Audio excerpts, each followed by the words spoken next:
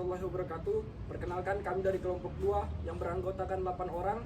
Di sini kami akan mewawancarai dari KPU, Bawaslu, dan partai politik terkait dengan demokrasi dan nilai-nilai Pancasila di Indonesia. Perkenalkan, nama saya Saiful Islam, NPM 2240401011. Perkenalkan, nama saya Sigit Firmansyah, NPM 2240404016. Perkenalkan, saya Zidwi Amanda dengan NPM 2240401054. Perkenalkan, nama saya Delena Fadlasari dengan NPM 2240401052. Perkenalkan, nama saya Novita dengan NPM 2240401058. Perkenalkan, nama saya Yumna Zakira dengan NPM 2240401102. Perkenalkan, nama saya Ariski Fernanda Andiana dengan NPM 2240401049. Hai, perkenalkan, nama saya Denis Safiata dengan NPM 2240401108.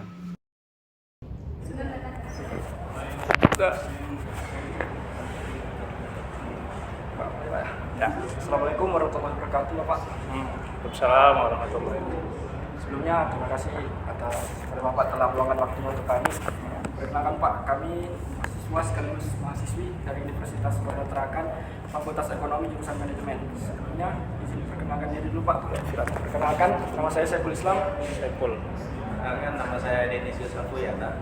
Perkenalkan, nama saya Sigit Firmansyah. Sigit. Saya Zidwi Amanda. Dwi. Saya Dedena Fadlasari. Ya, Deni. Saya Yumna Zakira. Ya. Saya Novita. Ya. Saya Rizky Fernanda Andiana. Rizky. Ya. Baik Pak, kami meminta waktu sedikit untuk Bagus. proses wawancara kami terkait dengan demokrasi dan nilai-nilai Pancasila di Indonesia. Mungkin langsung saja Pak pertanyaannya. Yang pertama, menurut Bapak, apa yang menjadi kendala dan tantangan yang dihadapi dalam mengimplementasikan sistem demokrasi yang sejalan dengan nilai-nilai Pancasila? Kendala ya. Oke, baiklah, terima kasih teman-teman adik-adikku Fakultas Ekonomi Universitas Borneo Tarakan. Tak elok rasanya saya juga tidak memperkenalkan diri.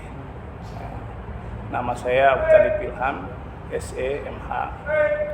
Kebetulan saya diberikan amanah sama teman-teman di divisi hukum dan pengawasan di KPU Kota Tarakan. Di KPU Kota Tarakan itu ada 5 divisi. Yang pertama, Pak Ketua itu dia di divisi keuangan dan logistik. Yang kedua, namanya ketua itu Pak Nasruddin. Yang kedua, Pak Topik M. Akbar, itu dia di divisi teknis penyelenggara. Jadi kalau urusan terkait dengan partai politik itu adalah kewenangan dia. Yang ketiga adalah Ibu Jumaida. Ibu Jumaida itu memangku divisi perencanaan dan data. Jadi hal-hal yang terkait dengan hak pilih teman-teman, itu kewenangan dari Ibu Jumaida. Yang kelima adalah Pak Heri, itu di bidang sosialisasi. Sosialisasi terkait dengan pendidik pemilih.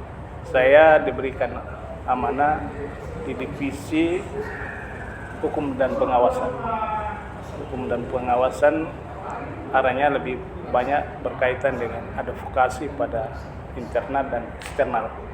Di semua bidang itu saya mengadvokasikan ketika ada teman-teman saya atau anggota saya di PPK PPS, kalau ketika dugaan pelanggaran, maka saya berhak untuk menyidangkan mereka dan menggantikan mereka. Itu adalah salah satu kewenangan saya. Baiklah, coba diulangi lagi pertanyaannya.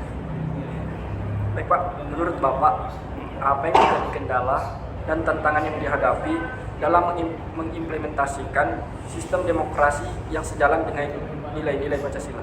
Oke. Bicara terkaitan tantangan dan hambatan dalam proses penyelenggaraan itu pasti ada. Namanya pesta demokrasi itu pasti ada hal yang memang kurang itu ada. Tapi harus saya sampaikan kepada teman-teman bahwa adik-adik sekalian bahwa KPU melaksanakan tahapan itu berdasarkan undang-undang. undang-undang kita adalah Undang-Undang Dasar tahun 1945 di pasal 22E menyatakan bahwa pemilu itu dilaksanakan 5 tahun sekali dan dilaksanakan secara luber dan jujur. Nah, itu poinnya di situ. Maka kita diberikan amanah di Undang-Undang 7 tahun 2017 terkait dengan pemilu. Ada 3 lembaga besar di situ yang diberikan kewenangan. Yang pertama, KPU diberikan kewenangan untuk lebih kepada teknisnya sebagai panitianya. Ada namanya Bawaslu. Bawaslu itu sebagai pengawasnya. Yang ketiga ada namanya DKPP. Jadi kalau ibaratnya sebuah pertandingan bola itu ada panitianya, ada wasitnya, ada hakimnya. Kalau ketika ada yang pelanggaran, kenakan sanksi. Itulah bersama. Kita melaksanakan tugas dan wewenang itu berdasarkan undang-undang. Jadi sebenarnya pesta demokrasi ini pesta 5 tahunan negara. Tapi kita diberikan kewenangan untuk melaksanakan tahapan. Berdasarkan Undang-Undang 7 tahun 2017 pada pasal 167 ada 13 tahapan yang harus kita laksanakan di KPU. Yang pertama mulai dengan pengajuan anggaran, habis itu menyusun regulasi. Regulasi itu berkaitan aturan main yang akan kita laksanakan di tahapan ini. Yang kedua pemutakhiran data, habis itu pendaftaran partai politik, habis itu pencalonan bakal calon untuk menduduki kursi-kursi. Kalau untuk kabupaten kota, DPRD kabupaten kota, habis itu kampanye, masuk kampanye. Kampanye itu lebih berkait dengan visi misi partai, menawarkan kepada para konstituennya, menawarkan visi misi program mereka partai, mengajak pemilih-pemilihnya untuk memberikan hak pilihnya di TPS. Itu. Yang terakhir itu pemungutan suara. Pemungutan suara itu teman-teman datang ke TPS untuk menyampaikan aspirasinya. Itulah 13 tahapan yang KPU laksanakan. Tentunya dalam proses tahapan itu kan pasti ada kendala. Kendala teknis itu ada.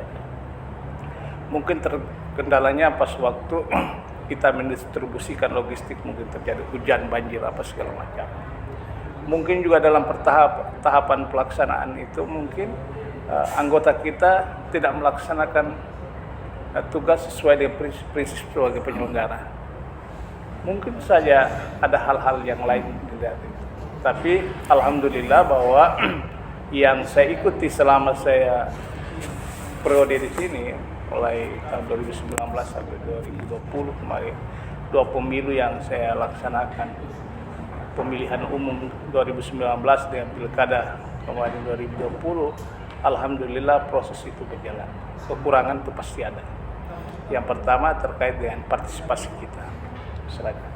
Karena salah satu tolak suksesnya pemilu itu dilihat bagaimana banyaknya partisipasi yang datang ke TPS. Itu adalah salah satu tolak ukurnya di situ. Maka tentunya juga ada kendala di situ juga, bagaimana kita juga gencar untuk melakukan sosialisasi bahwa menyampaikan informasi bahwa pemilu juga akan dilaksanakan tanggal 14 Februari tahun 2024. Ada lagi? Masuk ke pertanyaan kedua, Pak. Saya mau bertanya di sini, bagaimana sih caranya anggota KPU dalam mengecek atau mencari apakah ada kesalahan saat pemilihan itu terjadi? Ya, kesalahan ya, Atau kecurangan gitu? kecurangan ya. Jadi sebenarnya seperti yang saya sampaikan tadi bahwa KPU ini sebagai panitia. Jadi ibaratnya teman-teman kalau MUBES itu kan ada kepanitiaannya di situ, memilih senat. Kampus itu apa namanya? Memilih apa?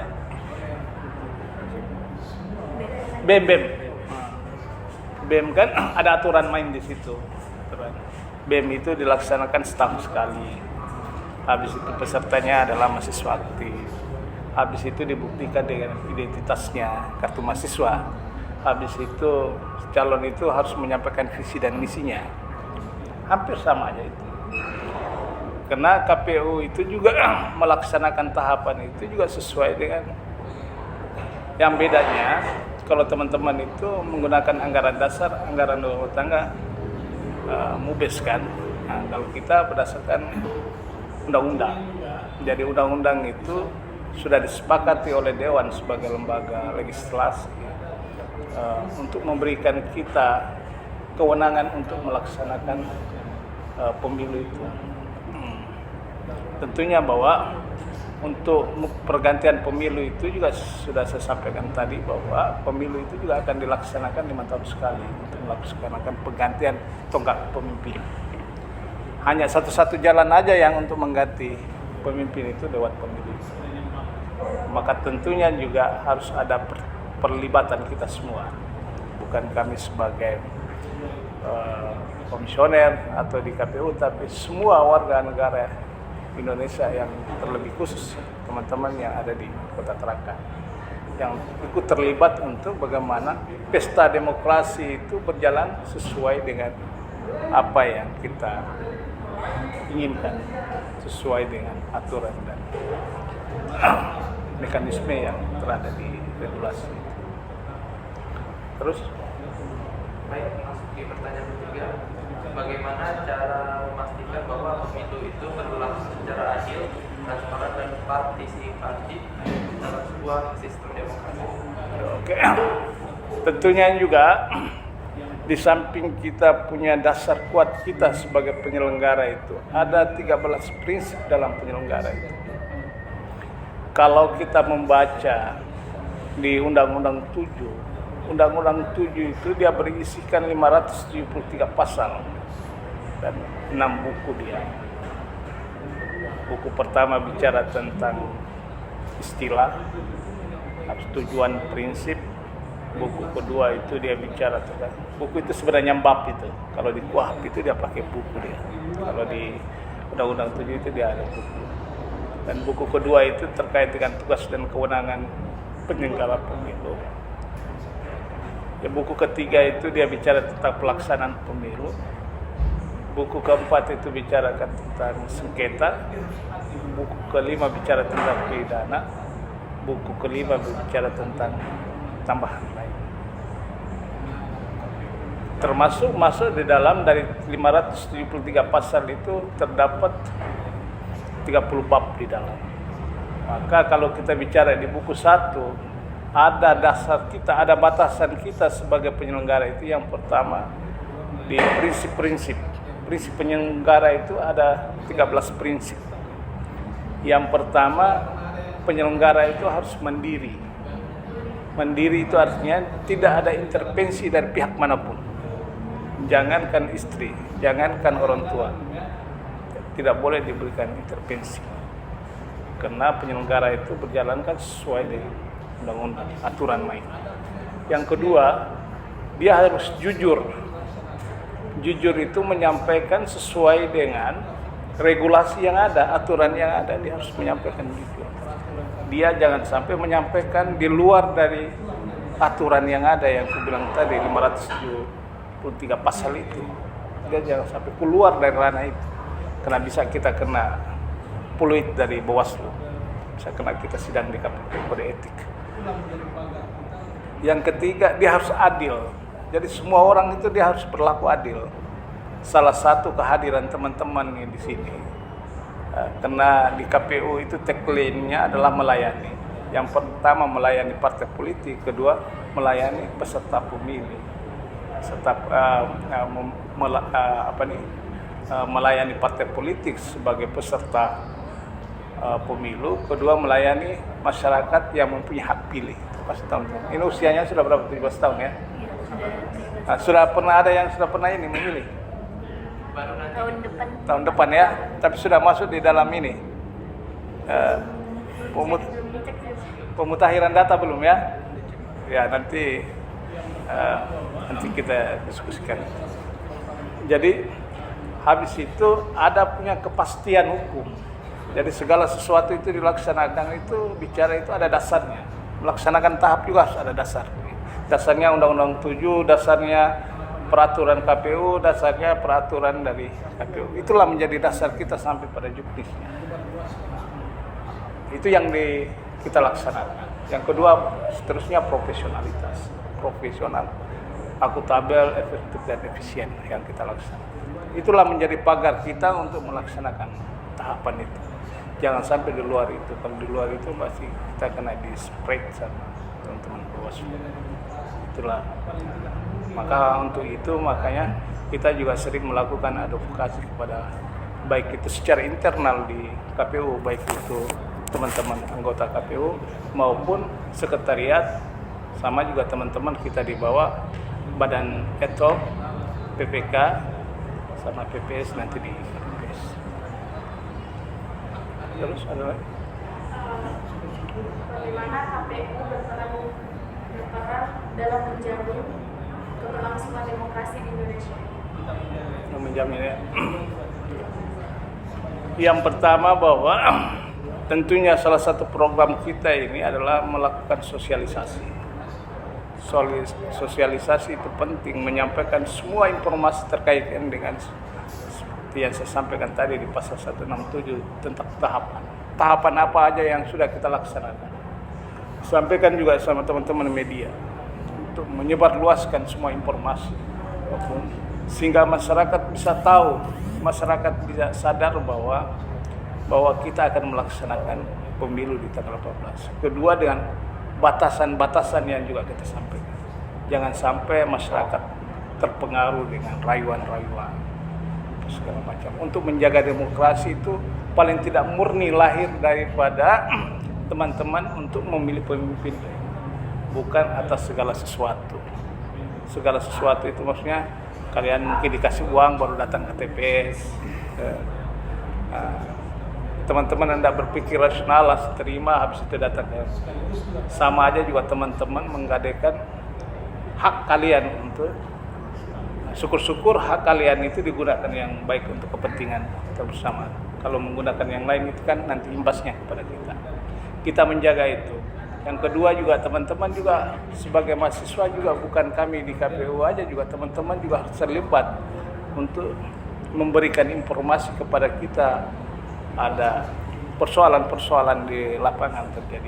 Salah satu contoh money politik, teman-teman bisa sampaikan kepada Bawaslu, nanti Bawaslu merekomendasikan kepada kita apakah kalau saya ada yang partai politik yang melaksanakan money politik, teman-teman bisa sampaikan ke Bawaslu, Bawaslu rekomendasi kepada kita bisa keluarkan dia dari daftar calon.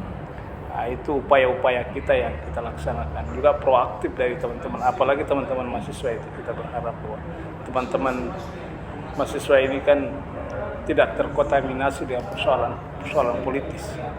Teman-teman mahasiswa ini kan masih ideal pikiran, masih independen, jadi menyampaikan hal-hal yang selayak sebagai bentuk upaya untuk sama-sama kita menjaga demokrasi ini berjalan aman damai. Sekaligus juga kami juga teman-teman harus koreksi ketika kami ada persoalan, staf kita juga ada persoalan, ya teman-teman sampaikan kepada kita terbuka. Sampaikan di KPU ini kan 24 jam, tidak ada stopnya. Kita ada tanggal merah, semua tanggal hitam semua kalau di KPU, jadi siang malam kalau ditutup. Nah, itulah salah satu bentuk upaya kita untuk menjaga demokrasi ini berjalan sesuai dengan apa yang diinginkan dan dicita-citakan oleh founder kita yang membuat undang-undang. Ya, ada lagi? Apa langkah yang dilakukan KPU untuk meningkatkan transparansi dalam proses pemilu? Transparansi.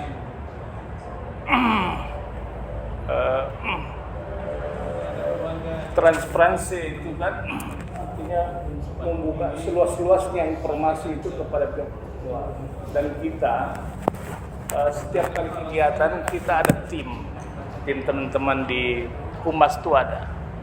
Jadi humas itu setiap kegiatan begini, kegiatan kita melakukan sosialisasi, kegiatan teman-teman datang itu kita masuk ke ini kita, media kita, di Facebook kita, Twitter kita, di ini. Semua berita-berita terkait dengan ini kita sampaikan di media untuk menyampaikan semata-mata menyampaikan kepada ini masyarakat secara umum bahwa inilah tahapan-tahapan yang kita lakukan. Inilah sudah kita lakukan sosialisasi sama. Baik itu juga sosialisasi, dan saya berterima kasih juga sama teman-teman, sama Pak Ilham juga hadir untuk teman-teman datang ke KPU ini sekaligus bentuk silaturahmi, bentuk mendapatkan informasi bahwa ternyata dari sekian banyak teman-teman kemarin itu yang datang itu, mulai bulan kemarin saya terima, sebagian juga ada yang belum memilih. Jadi tugas kalian itu kalau belum memilih nanti sampaikan ke kelurahan terdekat, bawa KTP-nya, nanti dikeluarkan A5 sehingga masuk ke daftar pemilih nanti. Mungkin ada keluarga yang belum sempat memilih, sampaikan ke kelurahan terdekat teman-teman, kelurahan atau langsung aja ke KPU. Mungkin teman-teman berangkat dari kampus mau singgah di KPU, sampaikan aja. Kasih KTP, nanti kita masukkan ke kartu A5, nanti teman-teman bisa jadi pemilih. Bersyukurnya di situ. Alhamdulillah teman-teman datang. Sehingga kalau transparansi setiap hari kita laksanakan. Tadi kita baru laksanakan dan ini insya Allah sebentar sore itu beritanya sudah keluar. Teman-teman bisa lihat di Facebook kita, biar di IG kita, di KPU Kota Tarakan hari ini keluar. Dan itu bukan hanya di sini aja, tapi kita juga langsung mengupload ke teman-teman di KPU Provinsi sekaligus di KPU RI bahwa kita melaksanakan kegiatan-kegiatan. Nah, hari ini juga ada kegiatan tadi, juga pas tepat jam 2 tadi ada kegiatan pergantian antar waktu, pergantian PPS kita. Dan hari ini juga sebentar juga ada kegiatan lagi. Jadi setiap kali kegiatan itu kita publikasikan. Insya Allah semua masyarakat di Kota Tarakan se-Indonesia juga bisa tahu bahwa KPU Tarakan telah melaksanakan kegiatan ini. Terus? Berapa banyak partai yang akan mencalonkan sebagai anggota di tahun 2024 dan seperti apa sistem pelaksanaan pemilihannya di setiap daerah? Ya, oke. Kalau untuk jumlah partai secara nasional ada 18 partai. 18 partai, benderanya semua kan teman-teman bisa. Dari Partai Kebangkitan Bangsa, Gerindra, PDI Perjuangan, Golkar, Nasdem, Buruh, Gelora, PKS, PKN, Hanura, Garuda, PAN, Bulan Bintang, Demokrat, PSI, Perindo, P3 dan Umat. Ada 18 umat. Yang kemarin mereka sudah ditetapkan sebulan 2 bulan yang lalu sudah ditetapkan sebagai peserta pemilu partai politik ya. Ada beberapa tahapan mereka. Yang pertama mereka kena daftarnya di KPU RI, mereka daftar di KPU RI, berkasnya mereka masuk ke dalam sipol, habis itu dicek kebenaran, melakukan verifikasi faktual, kita turun ke lapangan, data itu turun dari atas, kita turun ke lapangan untuk anggota-anggotanya apakah dokumen yang diupload ke sipol itu sesuai dengan aslinya enggak. Jadi contohnya sederhana ini, saya belum meyakini adik ini sebagai laki-laki atau perempuan kalau saya belum tahu buktinya. Dan saya juga tidak meyakini teman-teman mahasiswa kalau teman-teman tidak punya KTM. Itulah bukti. Nah, itulah bukti verifikasi kita.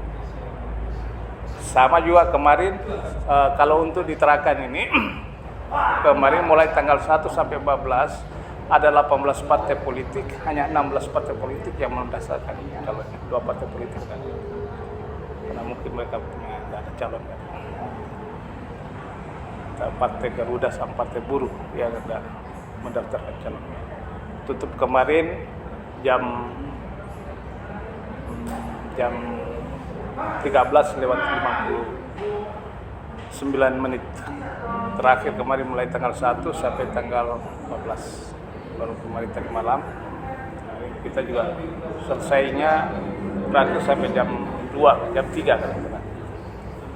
Tapi berkasnya sudah masuk di bawah jam itu yang sudah kita melakukan. Tinggal mereka ini sebenarnya hari ini sampai tanggal 24 itu kami melakukan verifikasi keabsahannya. Jadi data mereka masuk ke ini, apakah betul enggak ini sesuai dengan ijazah mereka enggak? Karena syarat salah satu calon anggota DPR itu minimal syaratnya usianya 21 tahun untuk berpolitik kan. Habis itu dia harus syarat yang kedua harus dia punya ijazah yang legalisir, kesehatan apa segala. Itulah kan verifikasi nanti. Betul nggak keabsahannya, dokumennya sesuai kan? Kalau enggak kita kembalikan nanti untuk melakukan perbaikan. Nah itulah tahapan yang sekarang yang kami lakukan. Selanjutnya Pak, kita kan tahu bahwa teman-teman disabilitas bisa melakukan pemungutan suara juga karena berhak untuk berkontribusi. Nah, bagaimana sih Pak strategi pemerintah dan KPU itu sendiri untuk bagaimana caranya mereka melibatkan atau merangkul para disabilitas untuk ikut berpartisipasi? Jadi kalau di undang-undang itu jelas juga deh, undang-undang kalau pasal 5 itu disabilitas itu mempunyai hak yang sama sesuai dengan kita. Maka dulu itu kita ada punya segmen itu melakukan sosialisasi. Ada segmen terkait dengan yang pertama segmen pemilih pemula, segmen keagamaan, segmen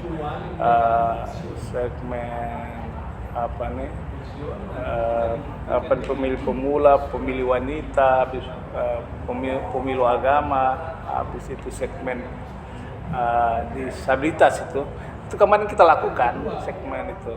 Jadi kita ambil guru-gurunya yang di situ untuk melakukan sosialisasi. Ada juga anggota kita masuk di situ. Salah satu itu kemarin itu dia tidak bisa bicara, tapi dia hanya pakai alat peraga aja. Kita masukkan dia sebagai salah satu anggota untuk ikut melakukan sosialisasi.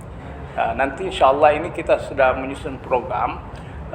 Ini tahapan ini mungkin hari Jumat ini insya Allah kita sudah masuk ke SMA Negeri 2. Nanti semua SMA yang ada di Kota Tarakan ini kita melakukan sosialisasi khusus pada kelas 12. Nah kelas 12 kan dia mau masuk, karena salah satu syarat sebagai pemilih itu kan usia 17 tahun atau sudah menikah. Itu syarat untuk menjadi pemilih pemula itu. Dan kedua, pemilih pemula itu TNI Polri. Jadi TNI Polri itu berdasarkan undang-undang itu mereka tidak punya hak memilih dan hak dipilih. Dia tidak punya hak karena sebagai aparatur negara memang diatur di undang. Kecuali mereka nanti pensiun. Ya, pensiun nanti kita dibuktikan dengan surat bahwa bersangkutan sudah pensiun, nanti kita masukkan. Dan kedua, bagi teman-teman yang usia yang 17 tahun atau 18 tahun, 17 tahun, habis itu barunya dia melakukan tes polisi, haknya dicabut. Jadi dia sudah masuk di dalam DPT, daftar pemilih tetap dicabut, karena dia tidak diperbolehkan. Dan pemilih pemula itu ada dua sebenarnya. Usia 17 tahun yang sudah menikah, kawin. Yang pertama TNI Polri yang sudah pensiun. Nah mereka baru pertama melakukan itu. Kalau teman-teman yang usianya 18 tahun ini belum memilih, artinya teman-teman tidak memberikan hak secara konstitusional. Filosofi dalam undang itu adalah kedaulatan itu di tangan rakyat yang mempunyai kekuasaan tertinggi dalam. Jadi teman-teman juga harus membantu untuk menyampaikan aspirasi. Harus disalurkan sebagai warga negara Indonesia, hak kita untuk menyampaikan aspirasi. Jadi disabilitas itu kita nanti ada segmen itu deh. Nanti kita juga akan melakukan sosialisasi di situ. Kemarin kita memakai orang di situ. Yang pertama gurunya, yang biasanya di pantai jompo kan, ada juga di Juwata Permai, Juwata Kerikir di belakang ini keluar. Nah, itu juga kadang juga kemarin kita ambil siapa namanya, Sinisa kan, Sinisa. Nah, itu juga dia sebagai anggota ini ikut melakukan sosialisasi juga. Ada 5 orang nanti kita juga membantu. Ada ini mereka kan kerja mereka 3 bulan itu nanti dibiayai oleh sama KPU. Terakhir. Baik Pak, bagaimana KPU mengatasi tantangan dalam menjaga netralitas dalam pemilu dan memastikan keadilan bagi semua peserta pemilu? Kita netralitas itu penting untuk menjaga demokrasi. Netralitas itu akan muncul ketika penyelenggara itu juga netralitasnya juga bagus. Maka kalau penyelenggara itu prinsip-prinsip yang tadi disebutkan itu kejujuran, ini apa segala macam itu akan muncul di penyelenggara, maka insya Allah kita akan juga menyampaikan kepada partai politik juga harus netralitas dalam menjalankan, mengajak masyarakatnya itu harus juga bagus, sehingga kita berharap bahwa demokrasi ini lahir betul-betul murni dari pure daripada pemilih. Jadi pemilih menyampaikan aspirasinya itu juga sesuai dengan hatinya, sesuai dengan program, misi dan visi yang ditawarkan oleh partai politik itu. Kita berharapkan demokrasi ke depan. Kita juga berharap bahwa partai politik juga harus memberikan edukasi kepada konstituennya. Dia harus melakukan edukasi politik. Nah, kita juga akan, ini adalah salah juga bentuk kita untuk terima kasih juga sama Pak Ilham untuk teman-teman datang ini adalah salah satu bentuk juga untuk memberikan edukasi juga sama teman-teman, pemahaman kepada teman-teman. Harapan saya ke depan teman-teman ini juga bisa melibatkan diri di dalam KPU.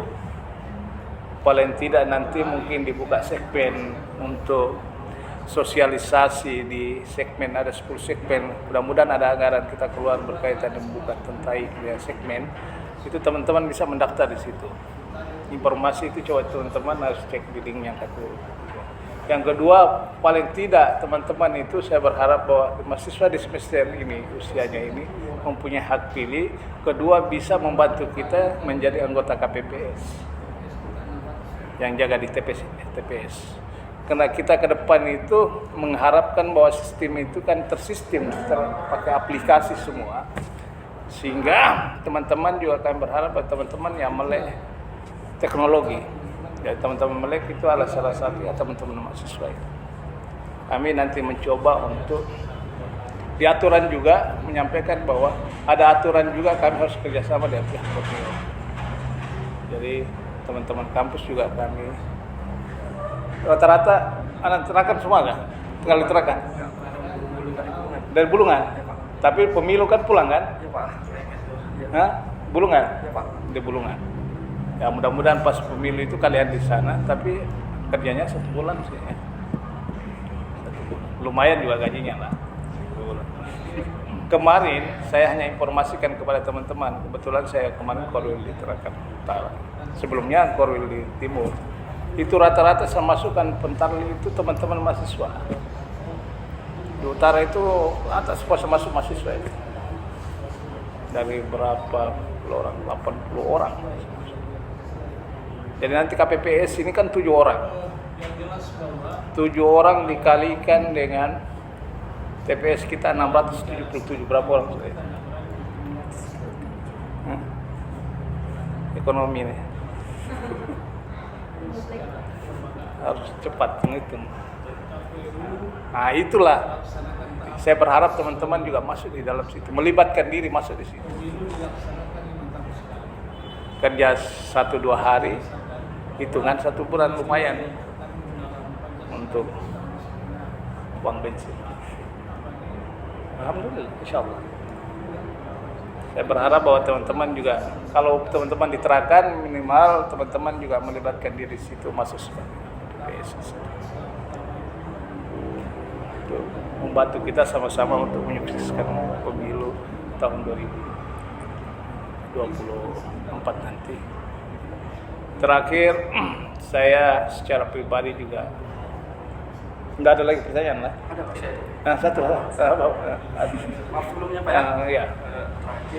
terakhir pertanyaan saya mungkin dari kami mewakili bagaimana keadaan atau situasi demokrasi yang ada di Indonesia itu, apakah sudah sesuai dengan nilai-nilai Pancasila yang ada di Indonesia ataukah belum? Yang jelas bahwa kalau bicara statement itu kita tidak berani untuk mengeluarkan statement itu karena bukan itu ranah kita. Kalau kita pengamat boleh menyampaikan, tapi secara kelembagaan bahwa KPU melaksanakan tahapan itu sesuai dengan regulasi yang ada. Pemilu dilaksanakan 5 tahun sekali. Habis berdasarkan bahwa nilai-nilai yang terkandung dalam Pancasila itu sudah masuk kena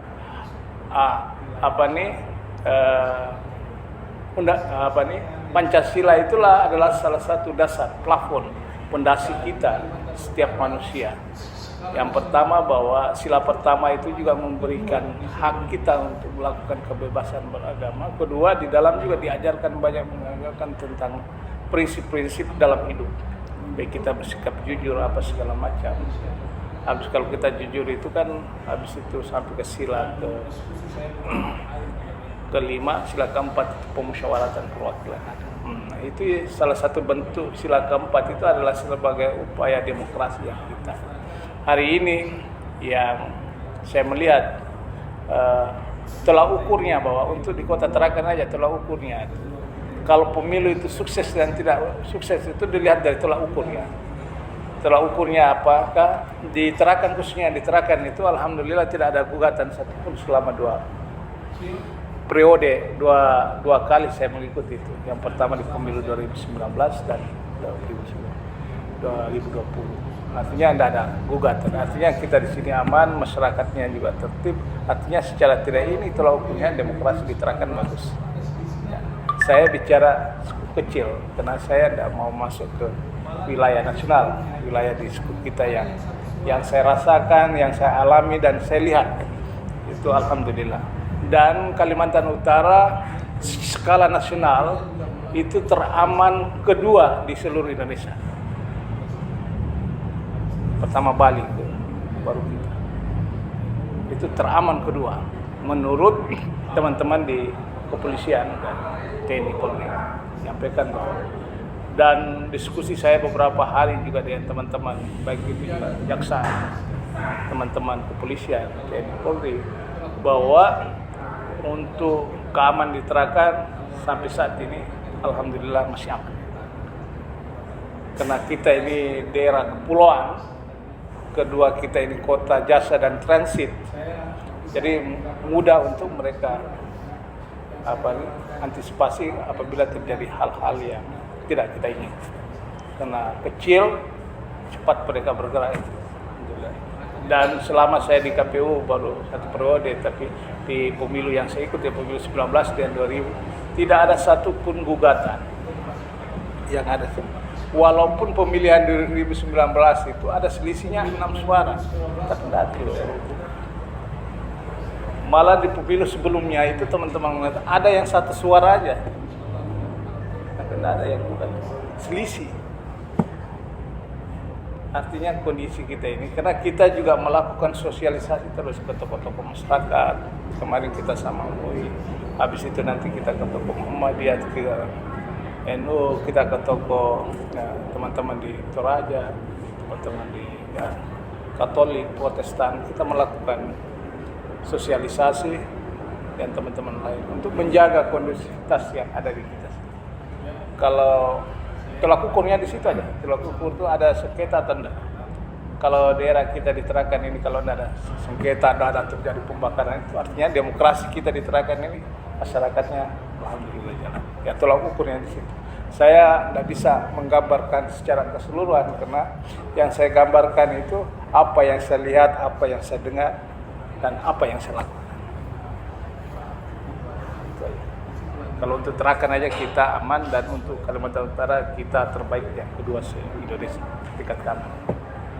Artinya demokrasi kita berjalan dan partisipasi kita untuk pemilu kemarin 2019 80% untuk se-Kalimantan. Tarakan hanya 79,%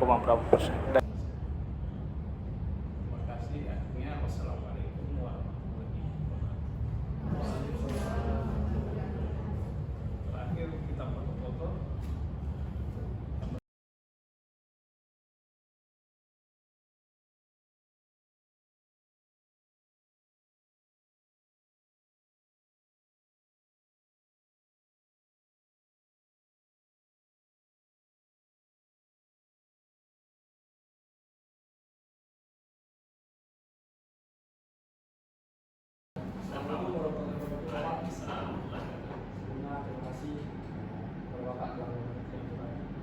Terus terima kasih Pak kami mahasiswa sekaligus mahasiswi dari Universitas Masyarakat Fakultas Ekonomi Jurusan Manajemen. Pak, di sini kami mencoba sedikit proses pemantauan terkait demokrasi dan nilai Pancasila di Indonesia.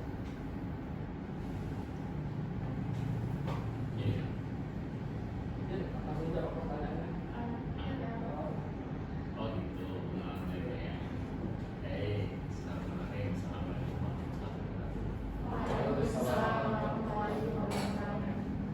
Nama saya Dina Tanja. Kebetulan saya BPT dan semua pimpinan di sini juga punya pimpinan. Kita ada tiga pimpinan. Ada tiga pimpinan itu kemudian menurut satu ketua. Ketuanya namanya Muhammad Hasbi. Beliau ini S1-nya di UBB, S2-nya di Jogja. Kalau saya kebalikannya, S1-nya saya di Jogja, S2-nya saya di UBB. Dan pernah magang itu kemarin dosen pembimbing. Nah, jadi hampir setiap minggu datang ke sini nanya, tes sudah selesai belum? Jadi datang ke sini mari saya itu, kalau sudah selesai tesisnya.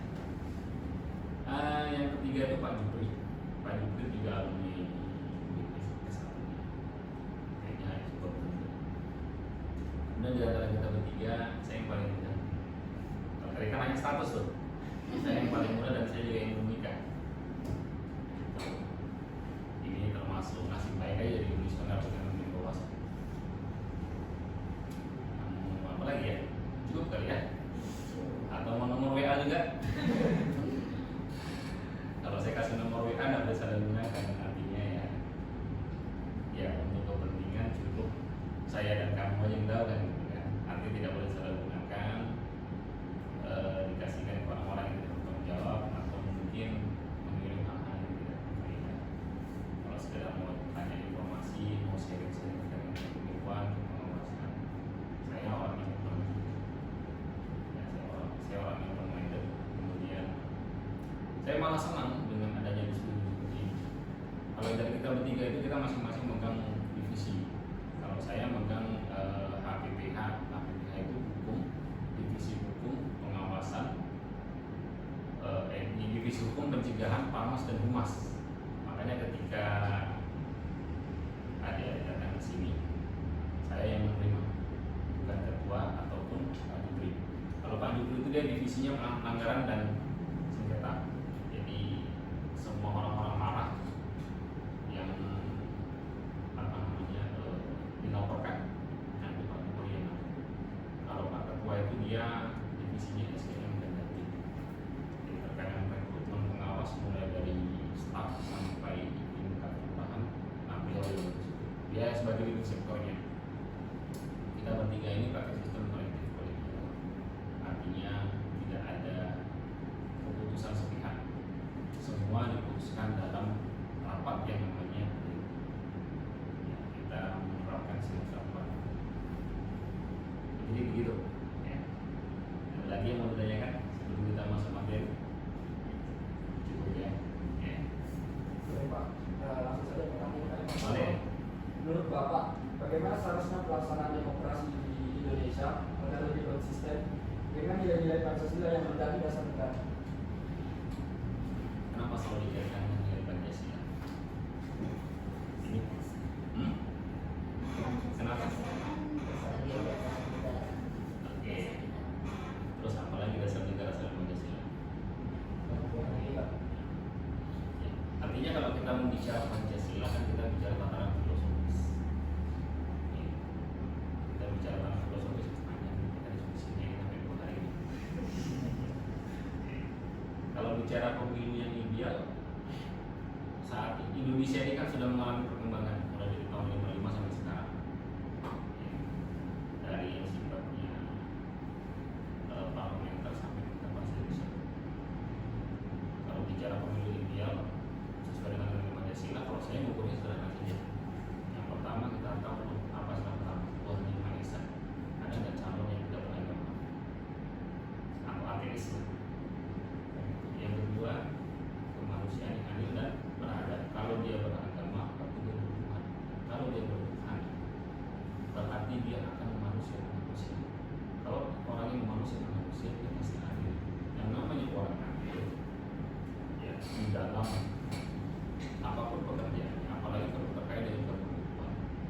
pemilu ini kan sebenarnya kontestasi perebutan kekuasaan di dalam negara.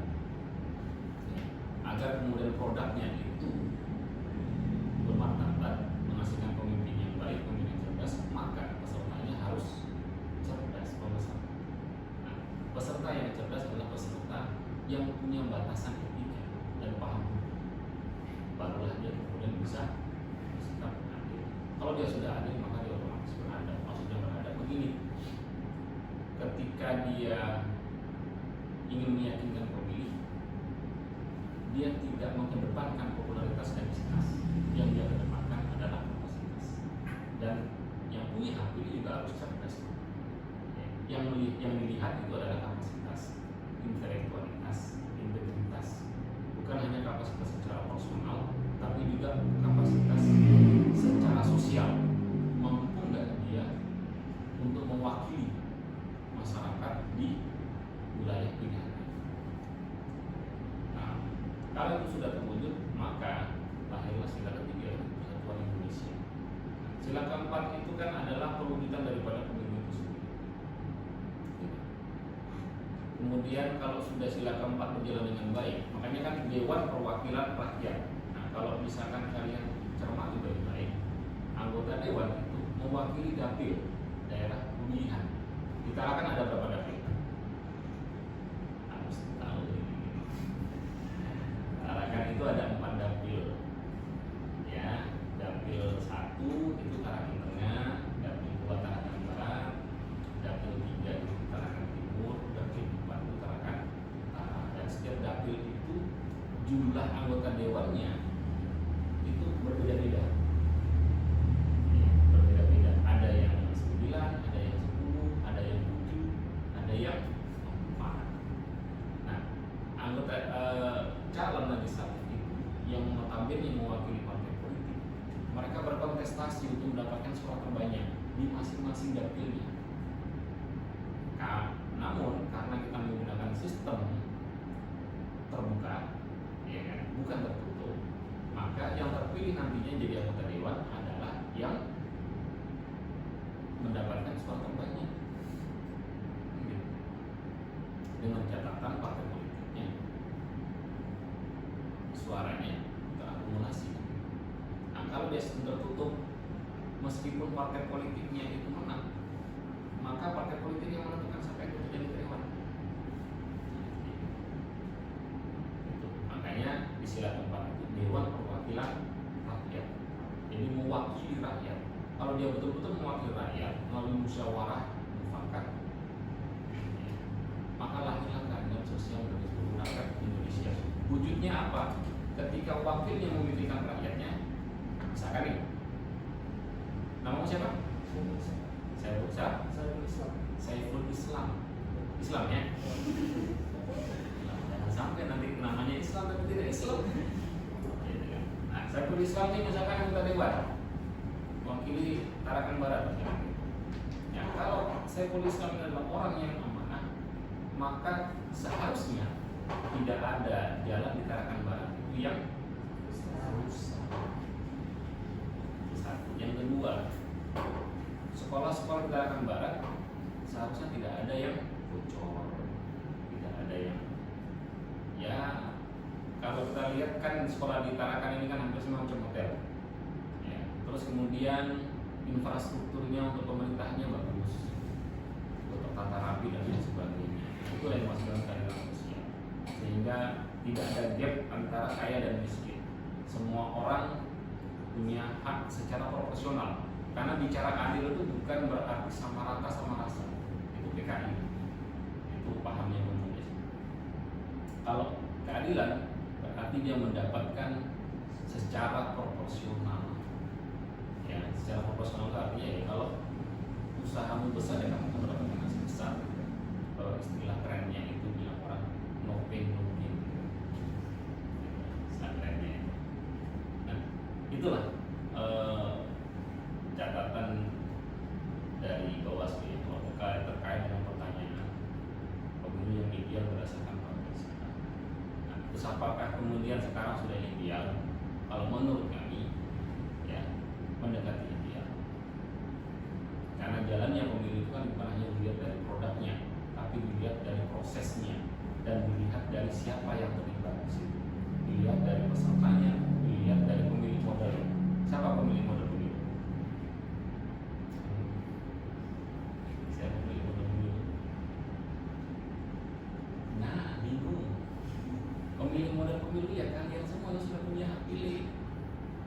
yang sudah usia 17 tahun di sini?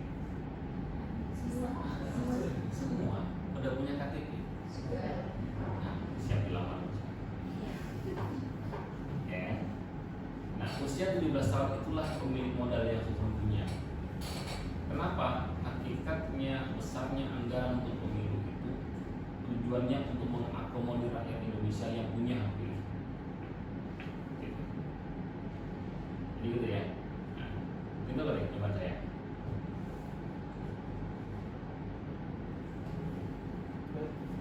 Langsung saja Boleh. saya melanjutkan. Tidak langsung juga boleh. Baik, pertanyaan saya, bagaimana cara menilai keberhasilan atau kegagalan sistem demokrasi dalam suatu negara? Ini pertanyaan bagus, cuman berat ya. Kenapa saya bilang berat? Karena nggak cocok kalau ditanyakan penyelenggara. Karena kalau saya selaku penyelenggara berpikirnya hitam putih, tidak boleh berpikir abu-abu. Maksudnya hitam putih itu begini, kalau itu sudah benar, maka dia harus ada landasan hukumnya. Kalau dia salah, ada landasan hukumnya. Karena kita pada hakikatnya pelaksana undang-undang. Beda kalau kayak dosen atau pengamat itu boleh berbicara. Apalagi kalau bicaranya tolak ukur demokrasi suatu negara. Kalau secara teoritis ya, teoritis itu ada namanya IDI, Internasional Demokrasi Indikator. Nah, IDI itu banyak itu dimensinya. Ya, ada dimensi sosial, dimensi kultural, ada dimensi partisipasi. Dan itu hanya bisa kita lihat ketika selesai pemilu. Nah, ini kan belum selesai pemilu nih. Nanti ada itu nilai-nilainya, baik angka. Ketika angkanya itu mendekati angka tertentu tinggi gitu, oh berarti dia cukup baik, nanti akan dijumlahkan. Makanya saya kesulitan kalau ukur ditanya bagaimana indikatornya. Kalau saya menyarankan coba buka jurnal terkait dengan IDI. Ya, IDI itu Internasional Demokrasi Indikator. Jadi indikator demokrasi itu ada banyak. Kalau nggak salah ada 9 indikator ya. Salah satunya itu partisipasi. Nah, partisipasi ini ada 2, partisipasi aktif dan partisipasi pasif. Maksudnya partisipasi aktif ini begini, dia terlibat dalam politik praktis. Jadi menjadi peserta pemilu juga bagian daripada partisipasi. Jadi kalian berusia 17 tahun, ya kan? Tapi kalau masih kuliah, saya tidak sarankan terlibat politik. Kenapa? Karena ya gimana ya? Takutnya nanti waktumu akan habis di situ. Hidupmu nanti berpikirnya itu terlalu praktis terkait dengan politik. Jadi kita takutnya di situ. Nah, kemudian berpartisipasi menjadi penyelenggara. Kalau misalkan sudah cukup umur, nah menjadi penyelenggara itu dalam Undang-Undang 7 mulai dari tingkat kelurahan itu usia minimal 25. Kalau sekarang udah turunkan jadi 21. Nah itu informasinya dalam kondisi khusus sudah ada perpunya diturunkan menjadi usia 17 tahun. Nah 17 tahun semua kan. Nah, kalau besok mau jadi pengawas TPS bisa. Itu dengan catatan memang tidak ada yang mendaftar atau kurang mendaftar. Tapi kalau banyak sainganmu yang usia 21 tahun, ya mohon maaf. Nah menjadi pengawas TPS itu ya itu salah satu berpartisipasi secara aktif. Terus yang kedua berpartisipasi secara aktif selain menjadi penyelenggara menjadi peserta menggunakan hak pilihnya. Namun ada sebagian berpendapat menggunakan hak pilih itu merupakan partisipasi secara pasif. Ya tergantung sudut pandangnya. Kalau saya memaknai itu ya, termasuk berpartisipasi secara aktif. Ya. Dan hadir atau mengikuti komunitas-komunitas pemiluan juga berpartisipasi aktif. Atau mungkin misalkan berpartisipasi terlibat dalam kegiatan-kegiatan diadakan oleh penyelenggara. Misalkan kita di Bawaslu punya namanya sekolah kader partisipatif. Jadi nanti kalau kalian sudah masuk di sekolah kader, maka kalian sudah menjadi bagian daripada Bawaslu secara tidak langsung. Cuman yang membedakan ya kami dapat SK, kalian dapat SK. Cuman kalau secara pengetahuan kurang lebih sama. Makanya kita bilang bagian daripada Bawaslu. Karena rata-rata yang menjadi alumni sekolah kader itu dia kalau mau jadi penyelenggara poinnya plus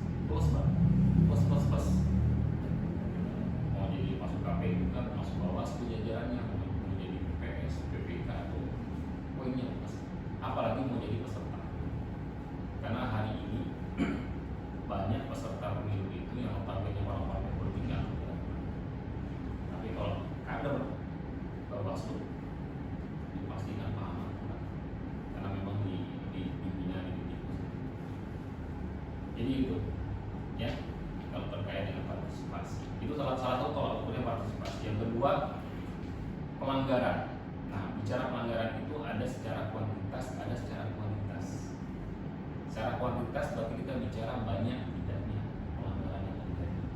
Kalau pelanggarannya banyak ya berarti ada yang salah ini.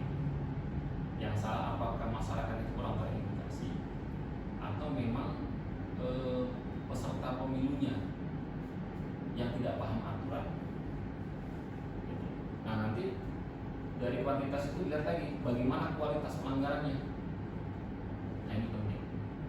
Apakah dia sekedar pelanggaran yang bersifat administratif atau masuk kategori pelanggaran pidana? Jadi banyak yang kita perlihat. Kalau nggak salah ada mau 9 enggak? Kalau saya jabarkan, sorry. Nah itu ada nanti kalau karena dia indeks kata terakhirnya, maka bisa dipastikan ada angka di situ. Biasanya kalau dia bicara kualitas pelanggaran, kalau angkanya tinggi berarti dia kualitas pelanggarannya tinggi, atau berarti akan mengurangi nilai 100. Kalau dia bicara kuantitas pelanggaran, berarti angkanya tinggi akan mengurangi nilai 100. Kalau partisipasi berarti kalau nilainya tinggi dia akan menjadi nilai plus. Oke ya, ikut ya, atau belum pas? Oke, baik. Selanjutnya Pak, pertanyaan masih berkaitan dengan pertanyaan sebelumnya. Nggak melewati masnya kan, nggak bertanya? Oh gitu. Kayaknya nggak sabar. Kayaknya nggak sabar sudah. Ayo sok masuklah. Bagaimana peran Bawaslu dalam menjaga dan memastikan adanya demokrasi yang berkeadilan dalam pemilihan di Indonesia? Pertanyaan itu ya. Kayaknya kita harus bareng itu. Peran Bawaslu dalam menjaga keadilan, pemilu yang berkeadilan. Tolak ukurnya apa pemilu berkeadilan?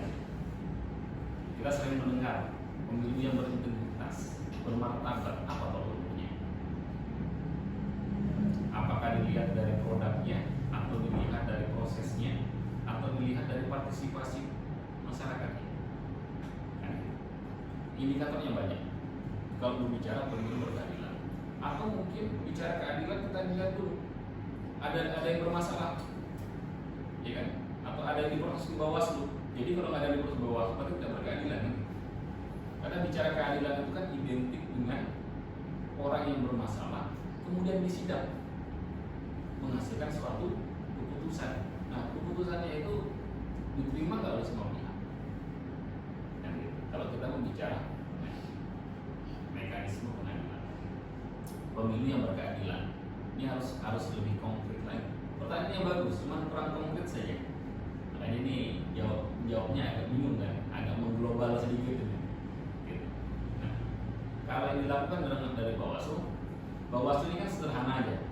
Konsepnya Bawaslu ini pengawasan, pencegahan, dan penindakan. Ini saya sampaikan garis besarnya ya. Nah kalau kalian penasaran silahkan baca undang-undang itu sedikit aja, cuma sekitar 578 pasal aja. 578 pasal. Nah itu dibagi secara itu ada pengawasan, pencegahan, dan penindakan. Pengawasan berarti dia bicara tugas dan kewenangan Bawaslu dalam melakukan pengawasan secara melekat di setiap tahapan. Nah bicara pengawasan dia bicara strategi, bicara kegiatan, bicara hal ini siapa yang mau diawasi, siapa subjeknya, apa objek pengawasannya, siapa yang terlibat di situ. Ini kompleks sekali. Terus yang kedua pencegahan. Nah upaya pencegahan ini adalah upaya-upaya di mana Bawaslu itu melakukan hal-hal yang sifatnya sangat mengedukasi. Ya. Nah, edukasi seperti kayak menerima kalian semua di sini. Ini bagian dari upaya pencegahan ini. Kenapa? Dengan kalian datang ke sini kan kalian tahu banyak hal. Satu tentang kepemiluan, dua perannya Bawaslu, yang ketiga kenapa terjadi pelanggaran. Kan kita akan bicara banyak hal nih, hak pilih, money politik, isu sara, politik identitas, fakultas dan lain sebagainya.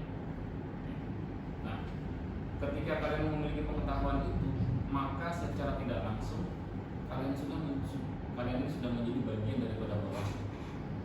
Ya, dengan adanya pengetahuan kalian, saya meyakini kalian akan menyampaikan kepada teman-teman yang lain.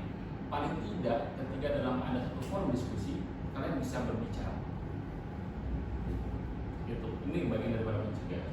Kemudian selain itu kita melakukan yang namanya Bawaslu belusukan. Pernah juga. Nah, Bawaslu belusukan ini yang menjadi sasarannya adalah kaum marginal.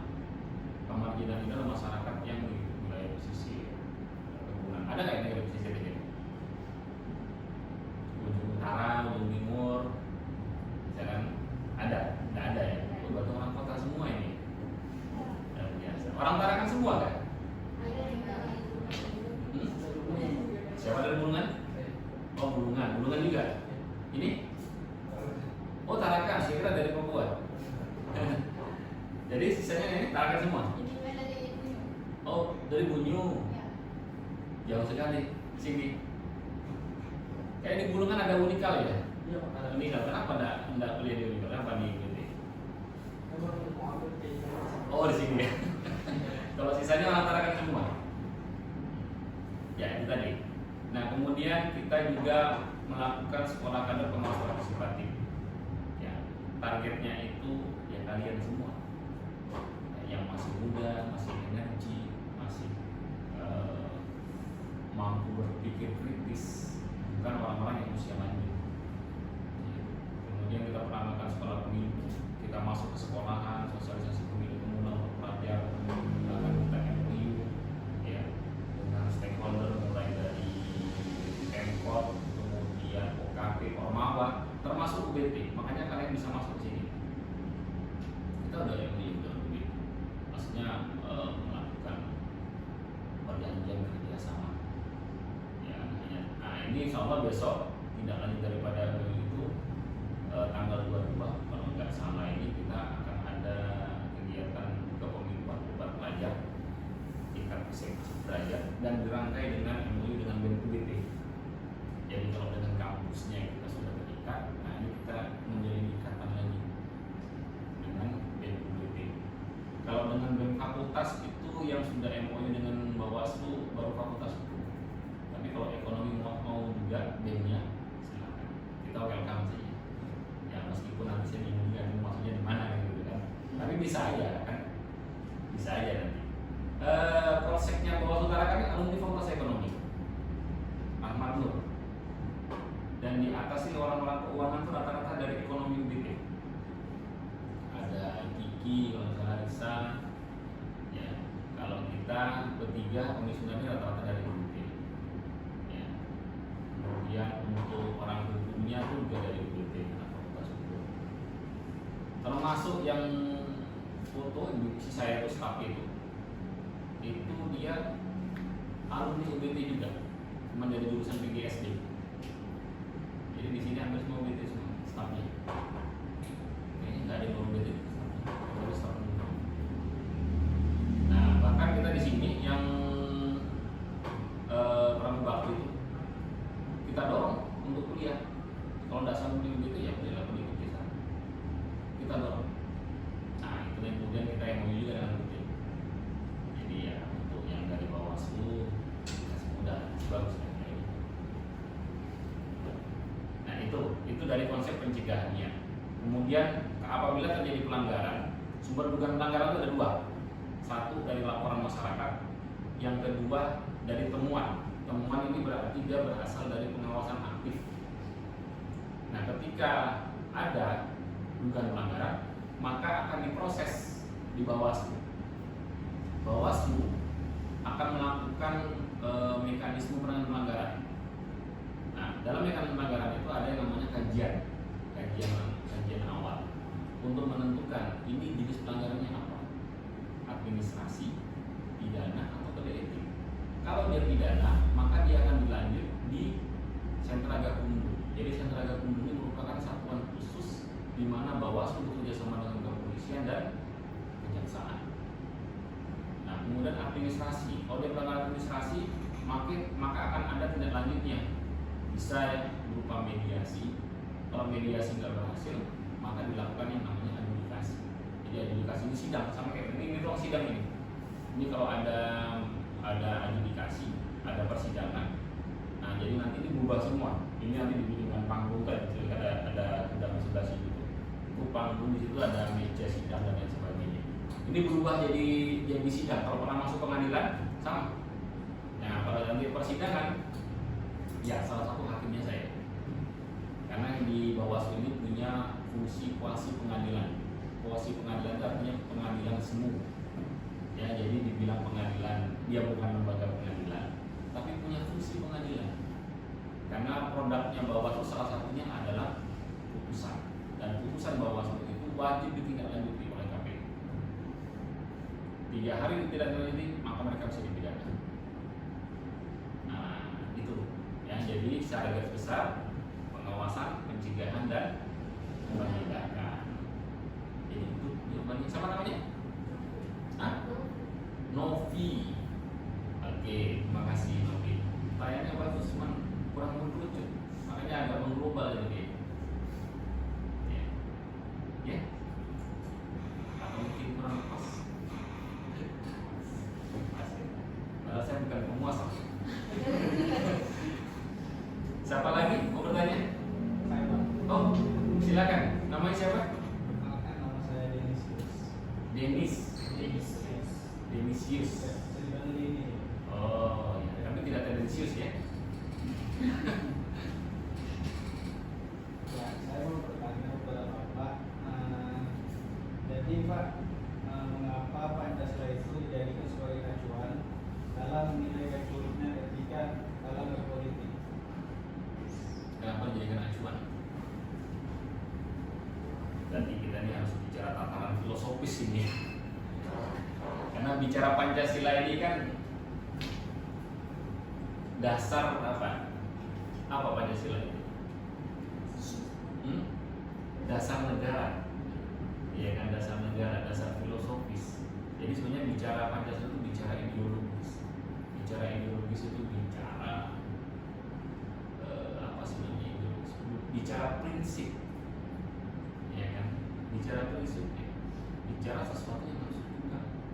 Sama misalkan saya dan kamu jadian. Berarti kan harus ada prinsip yang harus dipegang secara bersama-sama. Itu. Ya. Itulah alasan kenapa kemudian Pancasila ini menjadi falsafah negara, menjadi ideologi negara.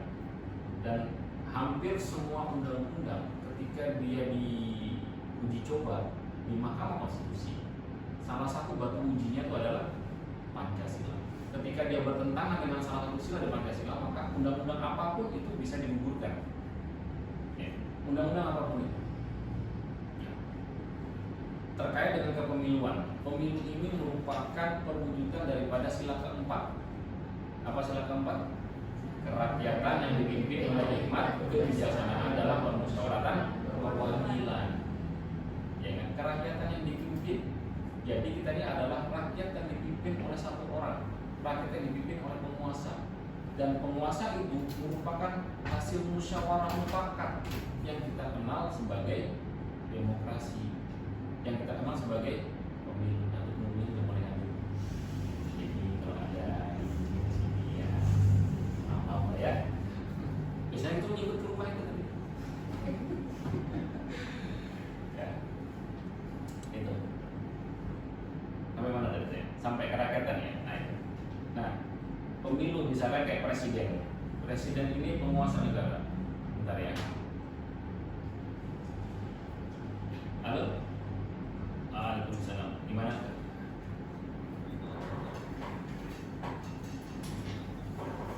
Undang materi LKN rumah boleh kapan?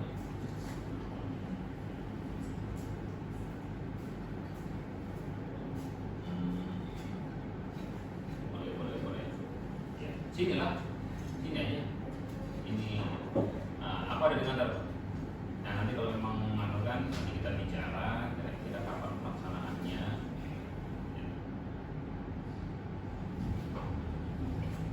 Oh, pekan depannya hari apa itu?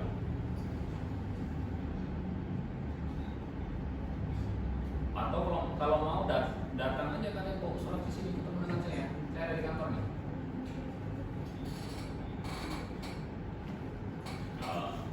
Oh iya, komunikasi aja ya. Ya, oke. Waalaikumsalam. Ya, mohon maaf tadi terganggu dari teman-teman GMKI yang kita saya jadi narasumber.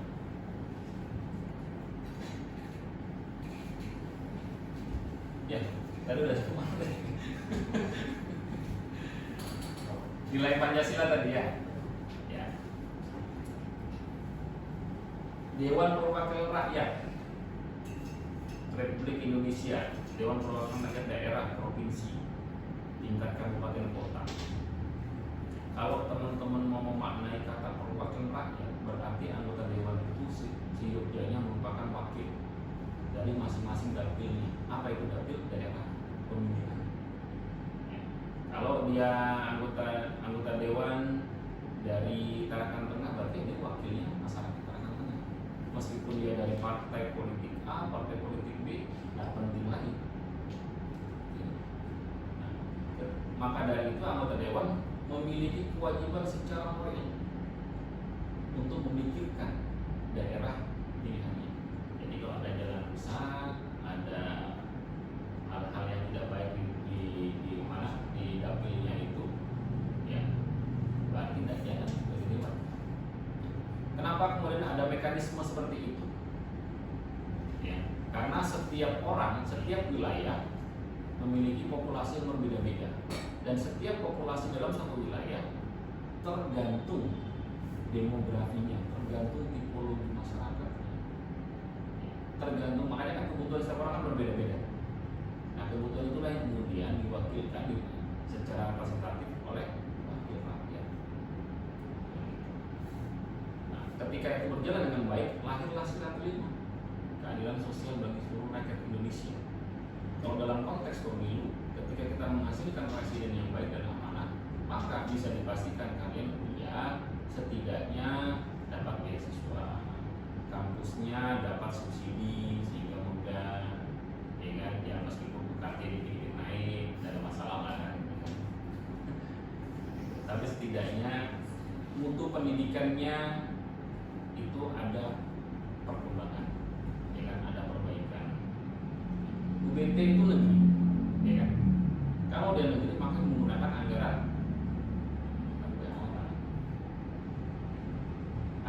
bicara anggaran negara, tapi bicara pengambil kebijakan. Pengambil kebijakan itulah program politik. Makanya agar kemudian menghasilkan masyarakat yang cerdas, maka pendidikannya harus baik. Kan itu juga amanah dari Undang-Undang Dasar. Mencerdaskan kehidupan bangsa. Nah, jangan kaget kalau di Indonesia wajib belajar 12 tahun, dari SD sampai SMA. Di negara lain tidak ada. Itu kali Denisius, ya. Ini Denisius ya. Saya pertanyaan filosofis. Kalau filosofis itu jawabnya itu agak sulit saya kalau menjawab secara normatif. Berarti kita harus pertanyaan filosofis itu harus mengupas satu persatu. Bagaimana makna Tuhan? Ya kan? Baru kenapa harus ada kata Maha Esa? Panjang. Ya, silakan lanjutin. Ini wajib untuk satu ya? Tugasnya begitu. Dikerjain dosen. Tapi kalau juga bagus juga. Karena kemarin itu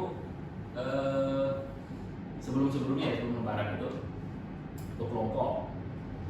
Jadi nanyanya perwakilan. Ya, jadi ada yang antusias, ada yang pasif-pasif banget nih. Jadi masuk kiri keluar kanan. Bahkan tidur di sini. Tidur dia. Ya kalau saya ini kan gak enak kan orang tidur kan hak asasi manusia. Ya silakan siapa lagi? Saya Pak. Ya. Sebelumnya perkenalkan nama saya Yuna Zafira. Saya di sini Siapa? menyanyikan Alfira. Yuna Zafira. Yuna. Yuna. Yumna.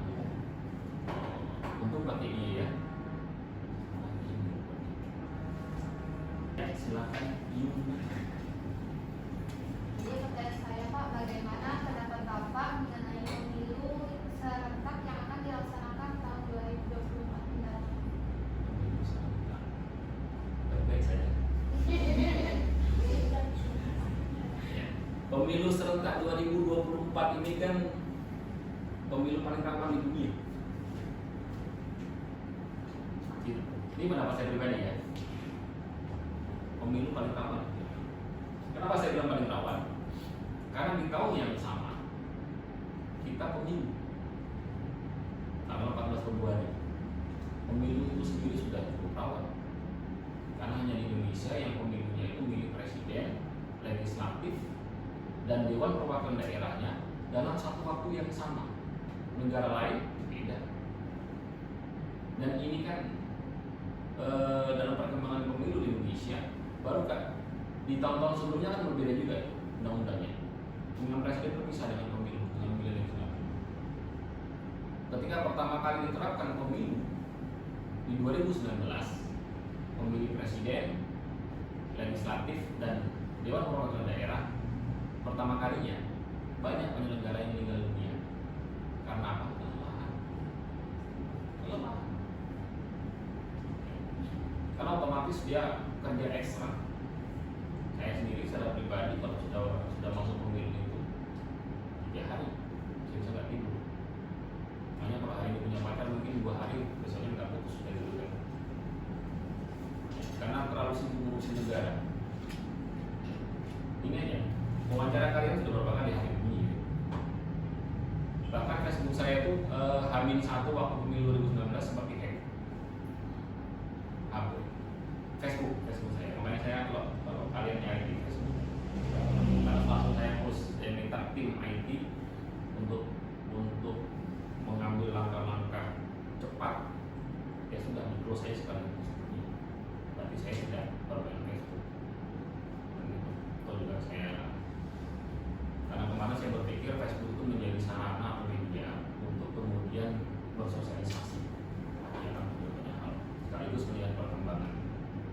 Jadi cukuplah dari Bawaslu aja yang ada Facebooknya, ada Twitternya gitu. Jadi saya hanya bermain kalau media sosial itu cuma di IG, Twitter, dan itu pun jarang-jarang aktif gitu.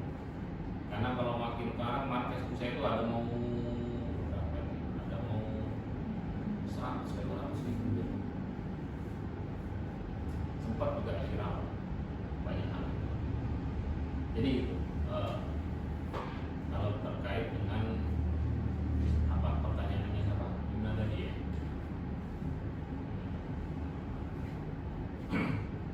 Ini secara konkretnya yang kau masuk pertanyaan itu apa tuh gimana?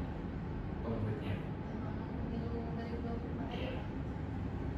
Nah kalau bicara pendapat itu tadi, kalau saya pribadi ya menganggap rawan sekali. Kenapa rawan? Pemilu 2019 bulan Februari ini pas kena jatuhnya tanggal 14 ini. Ini kan hari kasih sayang banget gitu kan. Khawatirnya nanti malah 14 Februari hari kasih sayang jadi hari yang saling membenci gitu. Hanya karena beda pilihan sama pacarnya, hanya karena beda pilihan suami istri cerai, hanya karena beda pilihan saudara ya kan baku pukul, baku hantam gitu kan, bahkan sampai merusak. Nah setelah pemilu 2019 ini bulan Februari ini tahapannya masih panjang. Ada yang namanya itu PHP, perselisihan hasil pemilu, bukan pembayaran ya, perselisihan hasil pemilu. Kenapa? Karena dalam undang-undang itu ketika kita tidak terima hasil pemilu, kita diberikan celah kewenangan, kita diberikan ruang untuk memprotes hasil pemilu. Sidangnya bukan di Bawaslu, sidangnya di Mahkamah Konstitusi Jakarta, apalagi Bapak Presiden, dan itu bisa berlarut-larut. Nah, pemilu sedang berjalan 14 Februari, bulan Februari, tahapan pilkada itu sudah masuk. Bahkan 2019 23 akhir, bulan-bulan Agustus, bulan September itu sudah mulai tahapan pilkada. Di Kaltara, tahapan pilkada di bulan November itu memilih gubernur dan wali kota mengutarakan. Nah, ekstrim. Kemarin aja pemilihan gubernur sudah luar biasa panas. Itu pemilihan gubernur. Ini dibarengi lagi dengan pemilihan wali kota di Kota Karanganyar. Lebih ekstrim lagi. Mungkin bisa jadi isu-isu ujaran kebencian total tadi. Nah, disitulah kemudian adik-adik yang sudah pernah datang ke Bawaslu ini, jangan lepas dengan Bawaslu. Maksudnya lepas dengan Bawaslu bukan berarti megangin saya ya.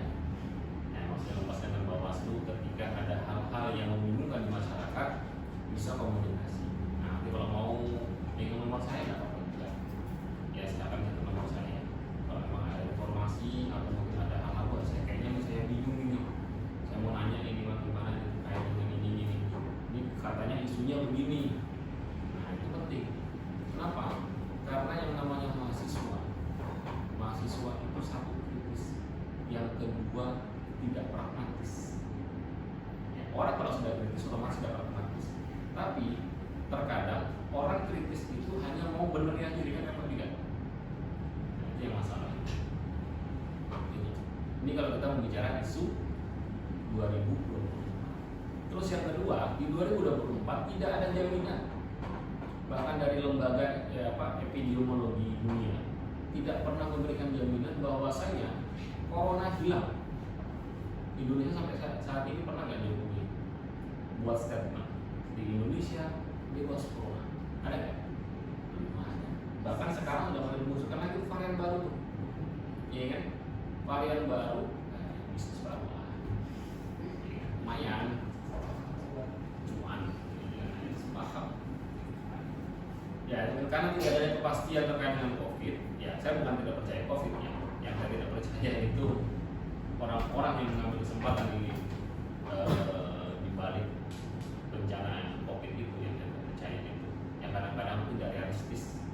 Ya, saya sempat kalau mau berangkat itu mulai dari antigen yang harga 1,5 juta yang sekarang 300 sampai PCR yang harga jutaan itu sudah sempat ngerasain satu minggu tuh ada mau 5 kali saya dicuci hidung sampai sudah ada rasanya dicuci hidung gitu. Ya. Nah itu karena tidak ada kepastian dari negara maupun dari dunia terkait dengan hilangnya endemi COVID, maka tidak menutup kemungkinan itu bisa meledak di 2000. Kalau itu meledak di 2024 apa yang terjadi?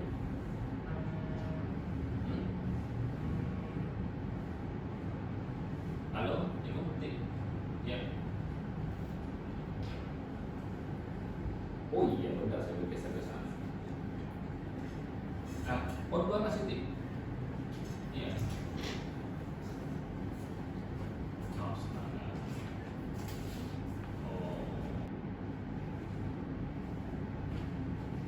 Ya jadi gitu ya. Kemudian isu-isu yang rawan kayak politik identitas, isu sara, hoax, ujaran kebencian itu akan kembali menguat. Karena yang namanya pemilu itu kan secara prinsipal dia adalah kontestasi perebutan kekuasaan yang dilegalkan oleh negara. Kalau namanya perebutan kekuasaan itu kan sesuatu yang dilarang, tapi dalam pemilu itu sesuatu yang dilegalkan oleh negara. Ketika itu terjadi, maka orang cenderung menghalalkan segala cara. Biasanya yang namanya peserta pemilu itu lebih siap menang daripada siap kalah, ya kan? Karena dia sudah keluar banyak biaya, biaya kampanye, biaya dan sebagainya. Jadi gitu ya, benar? Ya. Oke, itu yang bisa saya berikan jawabannya. Kalau nggak puas nanti ya saja. Sudah dapat nomor saya kan? Belum kan? Kalau mau chat sekarang ya boleh. Oke lanjut. Pertanyaan berikutnya. Itu saya. Gimana dulu? Oke, sebelumnya siapa Yuna? Iya. Iya. Iya. Sebagai besar dari kami ini nantinya program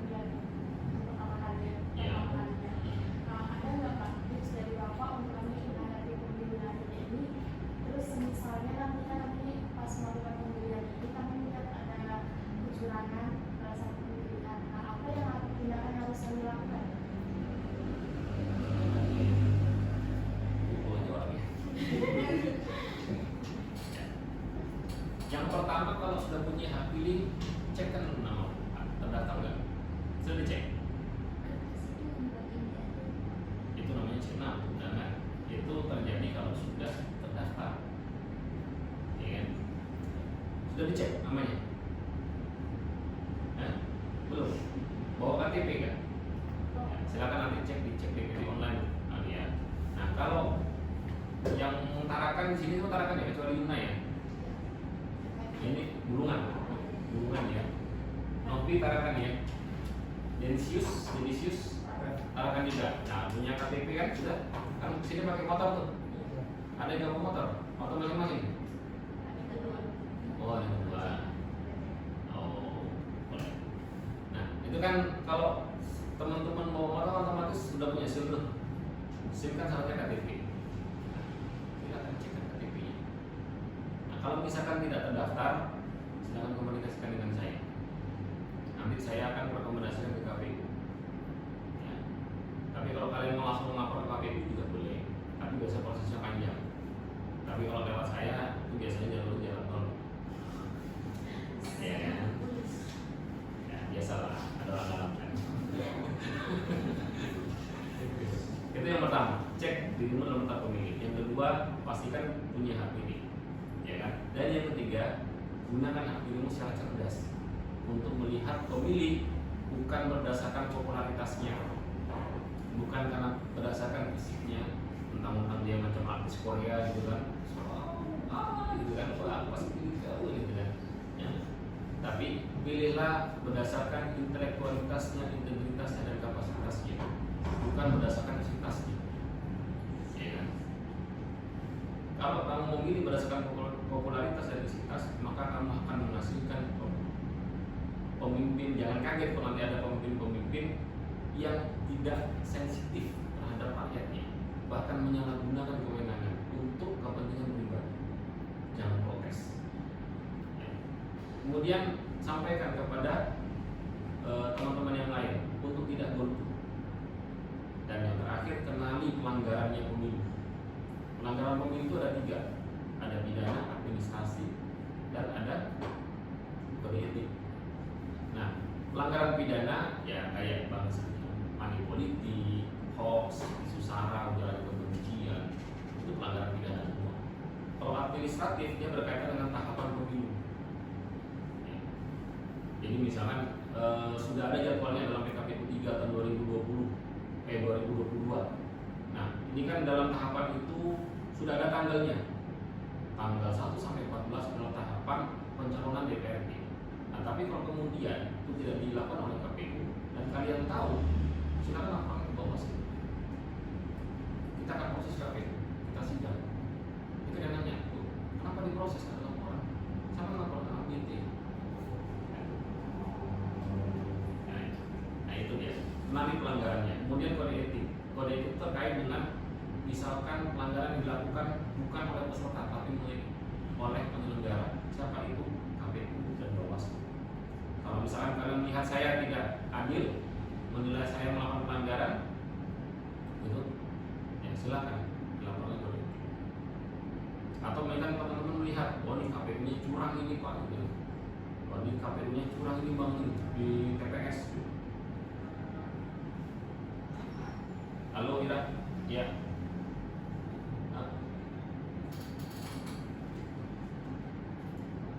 Oh gitu. Iyalah. Ikut di mana nih? Oh ya, tunggu di kantor ya.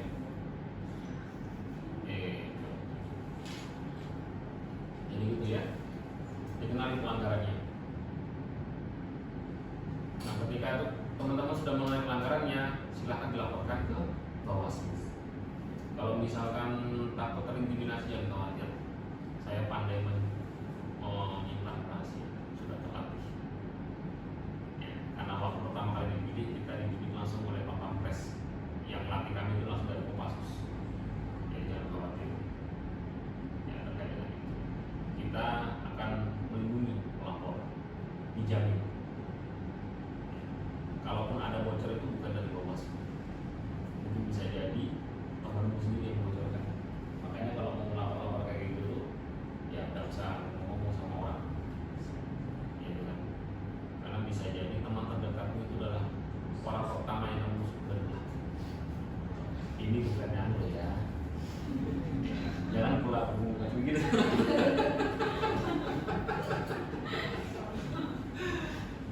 Kayak gitu ya. Siapa namanya nih? Z. Ya, itulah Z ya. Kalau misalnya melakukan pelaporan itu harus disertai bukti atau kita bisa langsung ngomong dari kita ya? Ya, kalau kan ada syarat formil, ada syarat material. Syarat formil itu kan terkait dengan pelapornya, berarti harus jelas KTP-nya. Kemudian syarat pelapornya, yang dilaporkan siapa? Misalkan Z melaporkan Novia gitu kan. Ya, Novi, ya melaporkan Z melaporkan Novi. Ternyata Novi ini kerjasama sama Yuna gitu kan. Dan dibantu oleh Denisius. Jadi tetap ada itu nanti masuk include di syarat material. Syarat material itu ya berupa kan ada alat bukti itu ada 5. Ada surat, kemudian petunjuk, ya kan kalau bicara satu bicara dokumen, kemudian termasuk foto, video itu bisa jadi alat bukti. Nah itu bisa dilakukan. Nah nanti akan kita registrasi. Nah setelah registrasi kita akan lihat ini biasanya udah kelihatan tuh, oh ini pelanggaran pidana sudah ini. Nanti kita proses. Saya jangan khawatir, kita siapkan. Selama ada yang nanya, kita kasih tahu lah, oh ini sih yang motor. Oke, udah ya? Ya, lagi? Pak, Ariski Vanessa. Saya ingin bertanya Pak, masih terkait dengan pelanggaran. Bagaimana Pak Bawaslu menghadapi tantangan dalam menangani pelanggaran demokrasi yang mungkin terjadi selama proses pemilu? Menangani? Tantangan dalam menangani pelanggaran. Menangani pelanggaran. Kita namanya mekanisme penanganan pelanggaran. Jadi mekanisme penanganan pelanggaran itu kalau terjadi pelanggaran apapun sumbernya, yang pertama kita melakukan klarifikasi. Klarifikasi itu untuk mengecek keabsahan dari pelanggaran yang dilakukan. Kita panggil semuanya. Setelah klarifikasi nanti akan ada kajian awal untuk menentukan jenis pelanggarannya. Kalau dia masuk pidana, kita akan proses juga dulu. Ya kalau dia administrasi, kita akan proses melalui mediasi atau administrasi. Kalau dia kode etik, kita teruskan ke DKPP. Kalau dia ASN, kita akan teruskan ke DKPSDM. Kalau yang melanggar jurnalis bagaimana? Kita teruskan ke Dewan Etik dan sudah pernah. Bagaimana kalau dosen? Kita kembalikan ke kampusnya. Guru bagaimana? Sama. Pernah kita proses itu juga. Guru dosen, MS. Nanti ya, sehingga saya jawab karena dari telepon banyak orang. Ayo, terakhir. Perkenalkan saya Delena Ferdasari. Siapa? Delena Ferdasari. Deliana.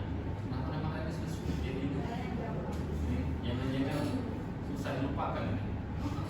Saya mau bertanya, menurut Bapak bagaimana sih proses pada pemilihan umum yang sudah disediakan demokratis? Menurut saya, bagaimana? Proses pada pemilihan umum yang sudah bisa dikatakan demokratis. Yang sudah saya katakan demokratis, baru baik saja dong. Jadi maksudnya gimana? Untuk apa ya, Bapak pasti punya target untuk proses pemilihan selanjutnya. Itu apa Bapak punya target biar proses pemilihan ini bisa Bapak berjalan apa yang Bapak mau gitu? Oh, target ya. Kalau target, jangan udah jadi target. Aku menargetkan begini harus dapat gitu kan. Kalau kita nggak ada target seperti itu ya. Kalau kita targetnya itu menjalankan tahapan yang ada. Ya, jadi tahapan ini pengawasannya melengket atau enggak. Kemudian yang kedua, sudah terlaksana nggak mekanisme pencegahannya pada pelanggaran terjadi nggak pencegahan itu. Nah, sehingga kita berharap kalaupun dia bukan dilihat dari kuantitas pelanggarannya sih sebenarnya, tapi dilihat dari bagaimana proses pengawasannya itu. Kalau bicara proses pemilu itu kan sebenarnya targetnya itu KPU. Kalau KPU kan targetnya banyak masyarakat yang memilih, itu salah satu indikatornya. Kalau terkait dengan parpol, ya dia targetnya makin banyak partai politik yang mendaftar dan ditetapkan, dia makin bagus. Nah, tapi kalau kemudian pencalonan banyak caleg yang mendaftarkan gitu. Nah, kalau kita di bawah itu tidak bisa seperti itu. Kalau kita bicara target loh ya. Nah, kalau kita bicara target, karena Bawaslu tidak ada target. Karena Bawaslu kalaupun dia membuat kegiatan yang sifatnya kreativitas, semakin minim pelanggaran kita makin senang. Berarti kan berhasil ini sosialisasinya Bawaslu. Gitu. Kalau misalkan ada yang melanggar, kita lihat lagi kualitas pelanggarannya. Ini kalau dia kualitasnya kategorinya rendah, misalkan pelanggaran administrasi saja, ya berarti kan masyarakat secara tidak langsung sudah tercerahkan. Nah, terus bagaimana kuantitasnya? Ada nggak penurunan dari pemilu sebelumnya? Seperti kayak ASN. ASN itu ada penurunan. Jadi Pilwali itu 3, pemilu itu 2, di Pilgub itu 1. Berarti ini kan ada penurunan ini secara statistik. Nah, ini menunjukkan satu, ASN sudah ada kesadaran. Yang kedua, sosialisasi Bawaslu ke ASN selama ini berhasil. Yang kedua, dan itu saya didukung dengan adanya MOU atau kerjasama dengan telepon. Jadi begitu ya. Saya sudah ditelepon 13 kali harus ke KPU. Jadi mungkin itu kalau memang ada yang mau ditanyakan atau yang mau diskusikan, WA saja sama saya. Nanti kita by phone saja atau video call kalian. Catat ya nomor saya. Mau nggak? Atau nggak usah? Atau sudah cukup semua? Nah, nomor saya ya 0813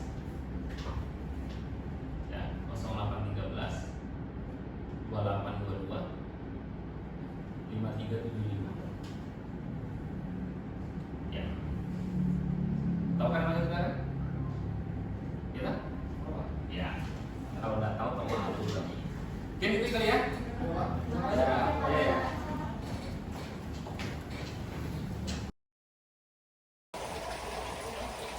Assalamualaikum warahmatullahi wabarakatuh. Waalaikumsalam warahmatullahi wabarakatuh. Sebelumnya terima kasih kepada teman-teman kami.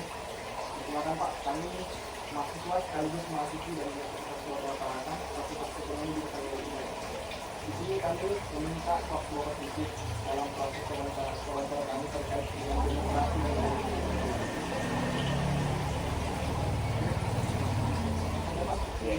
pertanyaannya.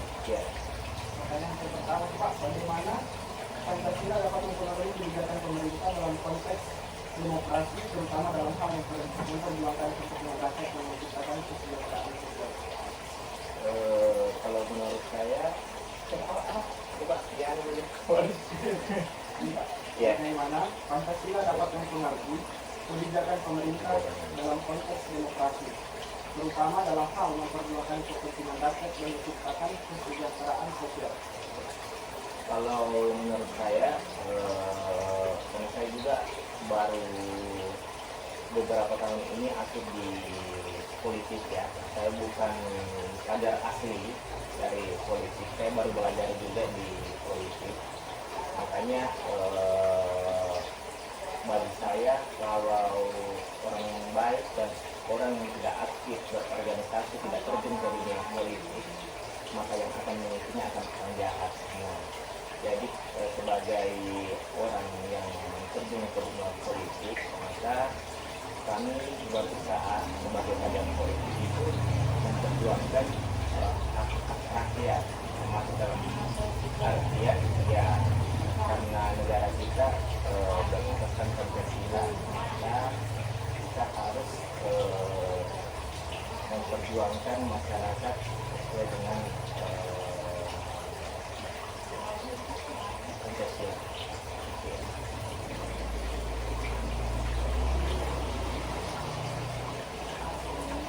Silakan ya. Baik, saya Ya. apa pendapat Bapak ketika seseorang yang berasal dari daerah tertentu dan membawa suara rakyat namun tidak tercapai seperti apa pendapat Bapak ketika seseorang yang berasal dari daerah tertentu dan membawa suara rakyat namun tidak tercapai? Sampaikan, ya. Jadi saat ini kan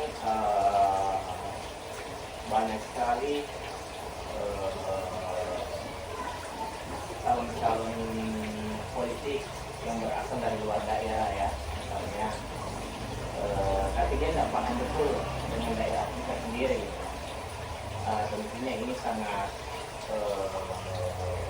apa ya, menurut saya sangat tidak elok lah ketika kita memilih wakil-wakil rakyat atau perwakilan-perwakilan yang akan memperjuangkan kita, tapi ternyata dia tidak mengerti dengan daerah kita sendiri. Oleh karena itu ya kita kembali lagi kepada diri kita masing-masing sebagai pemilih, sebagai masyarakat yang berada di wilayah tersebut. Dia jangan sampai memilih orang-orang yang tentunya tidak pro kepada kita, terutama dia tidak mengenal daerah kita sendiri. Sampai itu.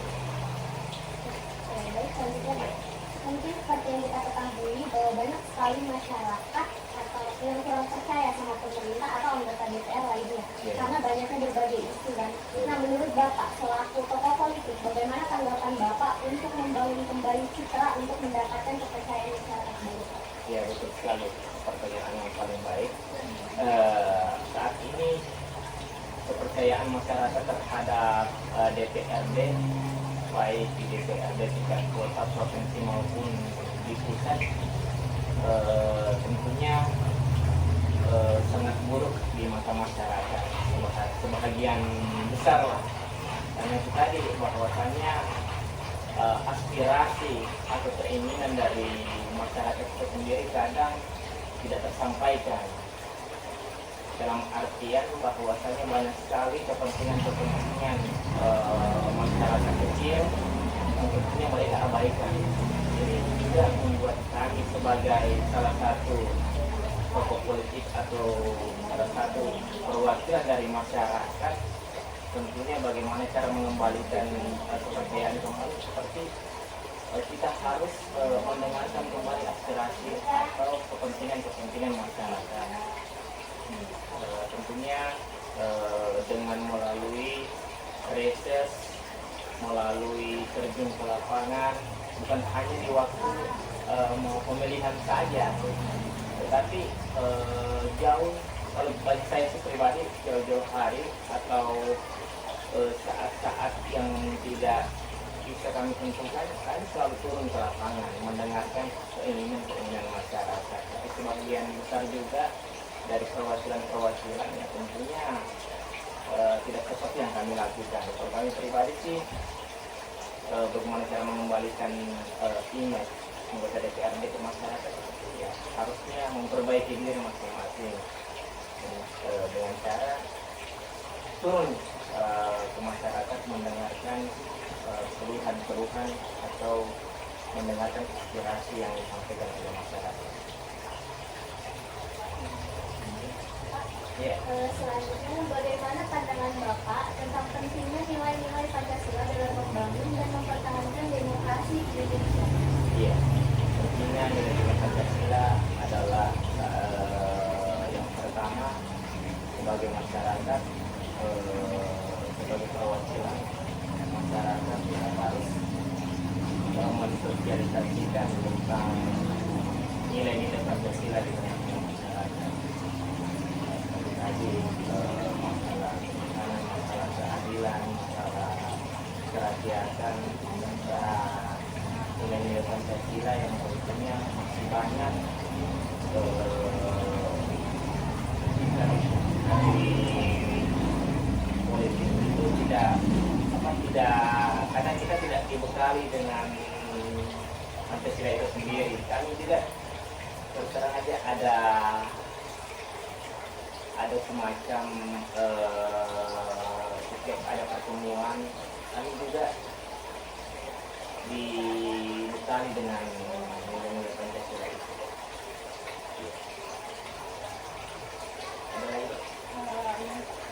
Bagaimana partai politik Bapak dapat berkomitmen pada kebebasan berpendapat dan hak asasi manusia? Iya, kalau dari partai kami saat ini terbuka untuk masyarakat, maksudnya kami tidak membeda-bedakan setiap golongan, baik dari pemudanya itu sendiri maupun tokoh-tokoh agamanya. Kami tetap merangkul semua untuk mendengarkan keluhan-keluhan.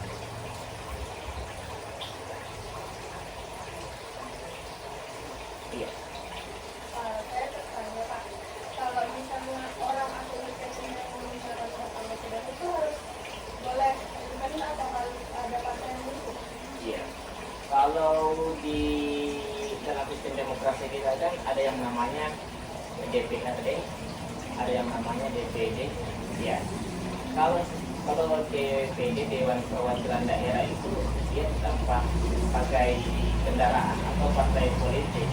Sementara kalau DPRD itu mereka harus punya partai karena itu adalah kendaraan kita, karena tanpa partai kita tidak akan bisa mewakili masyarakat. Jadi partai itu sendiri adalah kendaraan kita, yang mana yang telah dinyatakan lolos di parlemen di pusat, yaitu sampai saat ini ada 18 partai. Sementara kalau DPD itu hanya perseorangan tanpa harus melalui dukungan partai politik, ya perseorangan.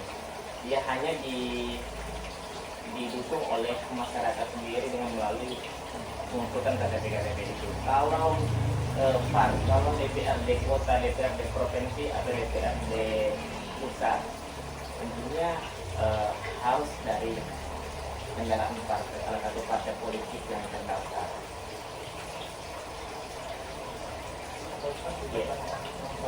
Yeah. Bagaimana membangun dan memperkuat sistem demokrasi dan pemilu yang berkelanjutan dan berkelanjutan? Ya. Jadi sampai saat ini sistem demokrasi kita masih konsider. Ada yang telah menyatakan bahwa keputusan MK belum pasti apakah itu sistem tertutup atau terbuka. Bagi kami selaku Partai Persatuan Pembangunan itu sangat mengharapkan demokrasi kita ini tentunya terbuka sehingga semua perwakilan ataupun semua usulan dari masyarakat termasuk siapa yang mencalonkan itu terpenuhi semua. Maksudnya kita sebagai masyarakat terwakilkan. Ketika tertutup maka demokrasi kita mundur ke belakang sehingga banyak masyarakat merasa dirugikan karena perwakilan mereka itu tidak tersalurkan oleh apa yang mereka inginkan sendiri. Kami berharap mudah-mudahan hasil keputusan dari Mahkamah Konstitusi itu menyatakan bahwa pemilihan nanti adalah pemilihan terbuka sehingga masyarakat tidak kecewa dengan demokrasi yang sudah pernah dilakukan di 2019. Karena ada isu bahwasanya demokrasi kita ini akan menganut sistem tertutup sehingga kasihan bagi adik-adik maupun masyarakat termasuk mahasiswa juga bahwasanya nanti merasa tidak keterwakilan suaranya itu karena hanya memilih partai saja tanpa memilih orang-orang tertentu. Yang diuntungkan sih pengurus partai tentunya, karena partai yang akan menunjuk siapa yang berhak duduk di kursi itu mewakili partai. Jadi sia-sialah suara-suaranya masyarakat karena merasa tidak terwakilkan dengan memilih pemimpin-pemimpin yang sudah ada dalam hukum. Mungkin ada pertanyaan Pak? Iya. Ya. Menurut Bapak ini bagaimana keadaan atau situasi demokrasi yang ada di Indonesia? Apakah sudah sesuai dengan nilai-nilai Pancasila atau bagaimana? Sampai saat ini kami menilai bahwa belum sepenuhnya sesuai dengan nilai-nilai Pancasila. Kenapa? Karena menurut kami sistem demokrasi di Indonesia itu kadang masih diatur oleh salah satu partai penguasa menurut kami, sehingga terkadang ada keinginan dari partai-partai yang mungkin tidak pro ke pemerintah itu merasa dirugikan hak-haknya. Jadi sehingga saya mengatakan bahwa belum sepenuhnya demokrasi kita ini dirapatkan dengan Pancasila. Karena kita tadi bahwa negara kita ini sekarang masih dikuasai oleh partai penguasa itu sendiri. Sehingga seluruh partai-partai merasa ini juga ya, merasa ya terbebani lah.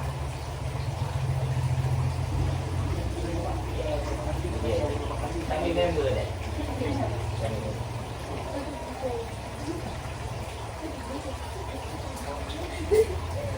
Pak, terima kasih atas jawaban tadi. Iya.